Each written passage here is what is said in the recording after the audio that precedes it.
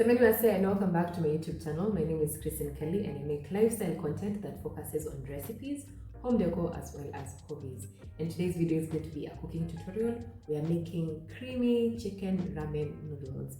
And I hope you're going to follow along in this recipe process because I'm going to be discussing things you can substitute and things you can't substitute.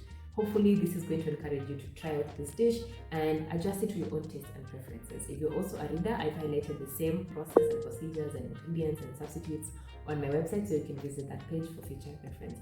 For now, let's hop on to the creation process and talk about these ingredients that are in front of me.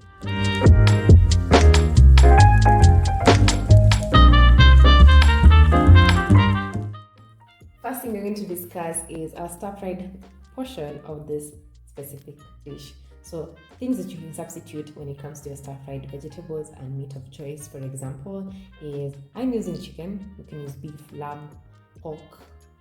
I've seen other people use lamb. Some others go heavy on the seafood side, things like calamari. Also seen vegetarian versions which have mushrooms. Also back to fish, prawns, lobsters. Have fun with it.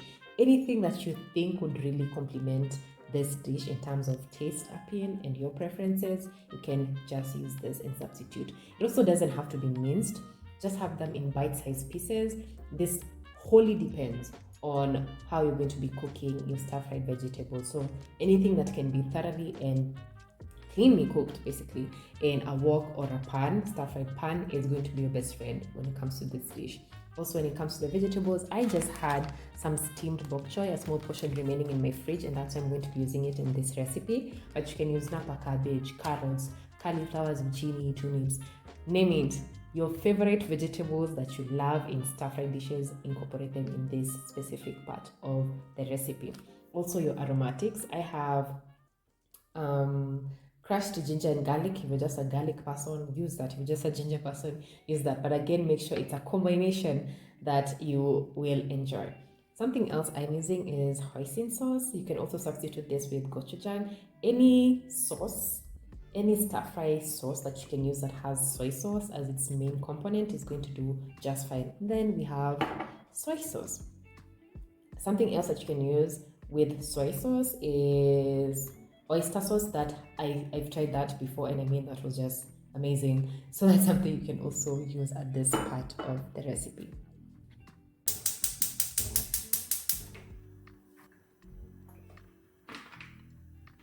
Our chicken. Remember we are stir-frying. You will notice throughout the whole cooking process I'm not going to be adding any salt because majority of the sauces that we're using in this recipe contain a lot of salt. So before our meat start browning, as you can see, I'm going to be adding now a tablespoon of hoisin sauce.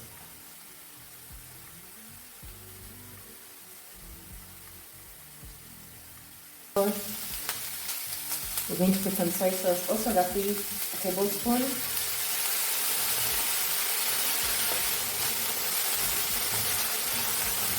This is how it's browning, really nice.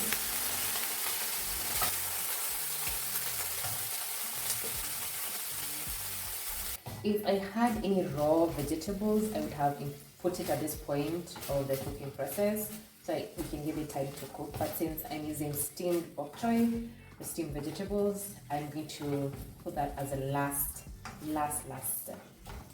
My bok choy.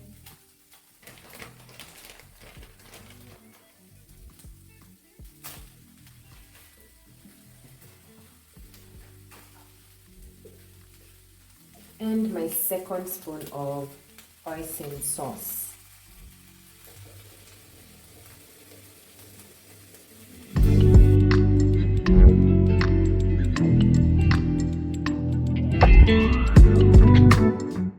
And now to the star of the show, which is the noodles. So as you can see, I'm using ramen noodles, hence the recipe being a ramen noodle recipe. But you can use other types of noodles that you have laying around. And follow the instructions. Really, just follow the instructions that are on the packet. This one has 5 minutes, so that's what I'm going to cook it for. And you're good to go. This is not so complicated, but yes, use the noodles that you have in your pantry. If you're having instant noodles, that's okay. Use that packet and follow the instructions. So the ramen noodles have been put in their hot water. It's going to take around 5 minutes based on the packet instructions. Once that's done, I'm going to remove them and then put them in a cold water bath just to stop the cooking process. So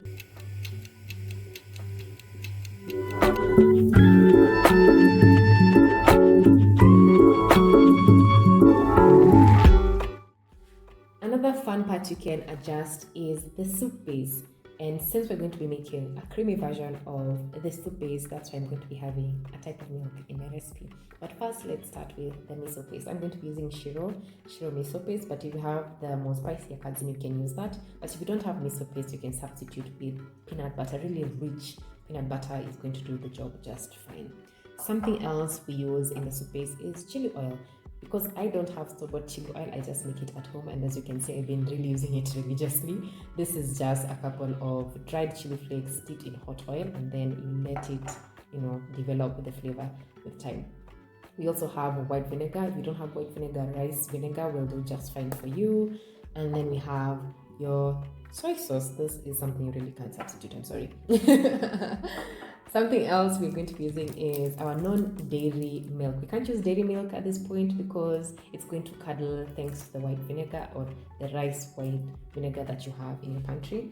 So using almond milk is my preference. You can use soy, you can use coconut milk, you can use oat milk, but remember the flavor profile will change depending on what you're substituting. So make sure that the overall dish will be complemented by the milk, the non-dairy milk that you select. And then something else we need is a flavoring component for a soup base. So here I have chicken cubes.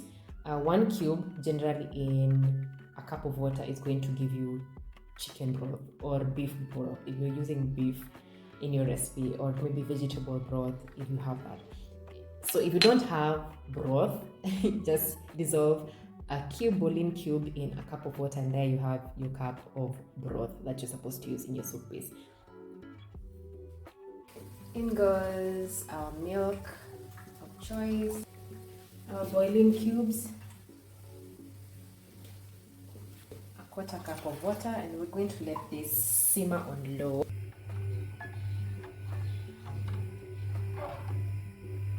Now on to the fun part, which is plating. At the base of my plate, I have a teaspoon of miso paste. I'm going to add to that also another teaspoon of white vinegar.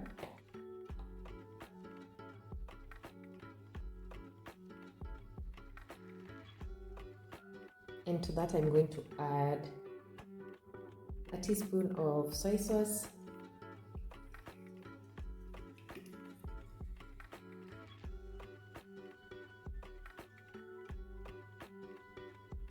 I'm using a teaspoon because this is just for one person. This is for me. But if you are having a bigger serving, then most definitely you can increase the amount of soup base that you want. I'm just going to move this around a bit. Also, a teaspoon. Now I'm going to add our ramen.